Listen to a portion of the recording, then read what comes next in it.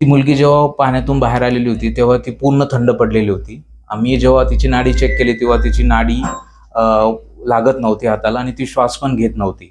बरेच नातेवाईक, आजूबाजूचे लोकं तिला घेराव घालून होते. आम्ही सर्वात पहिले नातेवाईकांना आणि लोकांना बाजूला केलं, जेणेकरून तिला काहीतरी ऑक्सिजन सपोर्ट वगैरे मिळावा आणि मग त्याच्यानंतर आम्ही आमचा इमिजिएट CPR आणि ब्रीथिंग तिला दिलं. त्या मुलीची परिस्थिती अत्यंत कठीण होती. तो एक गोल्डन पिरियड म्हणावं लागेल, की आम्ही पण तिथं उपस्थित होतो आणि ती मुलगी त्याच वेळेस पाण्यातून जस्ट बाहेर आली होती. तर तो 5 मिनिटाच्या पिरियडमध्ये त्या मुलीचे जीव CPR आणि माउथ ब्रीथिंगच्या एक बेसिक गोष्टीतून वाचले असं मला म्हणावं लागेल. सर, बऱ्याच ठिकाणी अशा प्रकारच्या घटना घडतात. तर तुम्ही जो CPR दिला ती काय पद्धत असते आणि कशा पद्धतीने तिथल्या उपस्थितांनी त्यांना वाचवण्याचे प्रयत्न करायला लागले? CPR मध्ये आपण हार्टला, छातीच्या मधोमध हार्टला कंप्रेशन्स द्यायचे असतात. आम्ही आमच्या ह्याच्यामध्ये ते 1, 2, 3 कंप्रेशन आणि एक ब्रीथिंग असं 1, 2, 3, 4चा हे प्रोटोकॉल आहे. जोपर्यंत पेशंट रिस्पॉन्ड करत नाही तोपर्यंत CPR आणि माउथ ब्रीथिंग करणं गरजेचं असतं.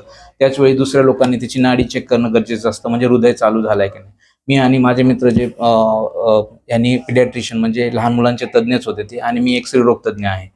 तर त्यांनी ते नाडीचं चेक, कंटिन्युअस नाडी चेक करत होते त्या मुलीची, की आपण जे प्रयत्न करतोय त्याला यश येत आहे की नाही. उगाचच आपण त्या मुलीचं कंप्रेशन देऊन बाकीच्या दृष्टी, कारण त्या CPRच्या वेळेस त्याला त्याचा प्रेशर, त्याच्या सगळ्या गोष्टी एकदम सायंटिफिक असायला हव्या. नाही तर ती लहान मुलगी असते, तिचा चेस्टच्या ज्या बोन्स असतात त्या रप्चर होऊ शकतात किंवा ब्रेक होऊ शकतात बोन. तर त्याला तो सायंटिफिक पद्धतीने दिलं गेलं पाहिजे.